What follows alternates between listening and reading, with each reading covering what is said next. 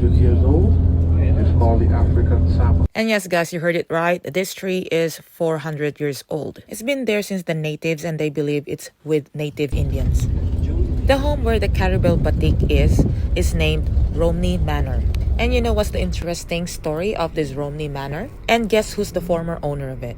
It's Sam Jefferson, the great-great-great-great-great-grandfather of a former president of the United States, Thomas Jefferson. Sad to say there's a dark story behind it, but I'm just going to explain to you that later on. But for now, we are going to tour first and show you how beautiful this place is, the Romney Manor, and show you how beautiful and artistic the Caribelle Batik. It's a simple and a beautiful home. If you are into simple life, quiet but large property, this is for you.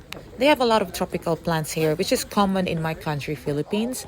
And when I saw it, it reminds me a lot in my home.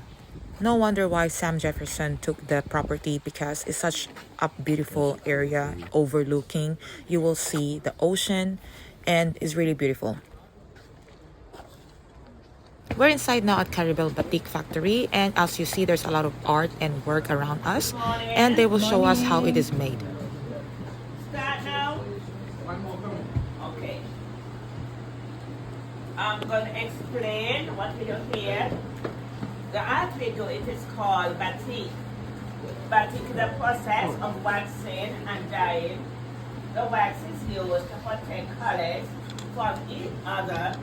And so we start like this with a white piece of fabric. We have an artist who draw our design. Lay the straight when the artist drawing onto the cloth with a pencil.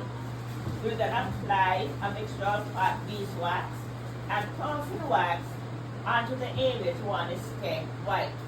We apply the wax on one side, it goes right through the other side. To apply the wax to the fine areas, we use a tool like this. It's called a janting tool or a wax pen. And for wider areas, it's a normal paintbrush. Having the wax the areas you want to stay white, we take it off the frame, dip in a cold water, color fast dye. This has been dipped into the dye. The white areas is where we wax first. The wax is still on. And we want to tease some of this color. We're going to apply more wax. We continue waxing and dyeing until we have all the colors. If we need 5 colors, we are going to wax it 5 times and dye it 5 times.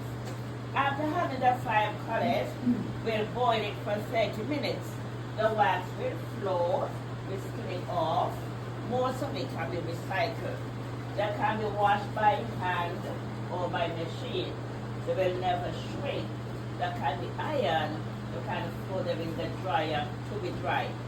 This is our masterpiece. 5 color that is. 5 waxing, 5 dyeing, 9 days for. Now that piece went through all the different stages on the wall here, from trace all the way across the final color. The more colors, the longer it takes. To turn genuine batik, same on both sides. There is no right or wrong side. That is the batik is done. Do you have any questions for me? What is the fabric? Cotton. 100% cotton, yes. Where do you get the dyes? We import the dyes. Yes. Is it fabric dye? Did you get a specific fabric dye? After teaching us how to make batik, of course, we are able to shop inside and see what they have here to offer. And to be honest, it's quite expensive. It's very touristy and American dollar price. After batik making, of course, we were exploring, taking photos for Instagram. Actually, nothing much to do here. You just come and visit here and see how they make batik, or if you want to shop and buy their clothes. But other than that, nothing much. It's just good for an hour visit and just to immerse their culture. So let's talk about the history of this place. This is a petroglyph found in the estate. It is to believe, and based on the evidence, before European settlers came to the island in 1623, there's a lot of evidence stating that the Carib Indian chief Tegriman's village occupied this place.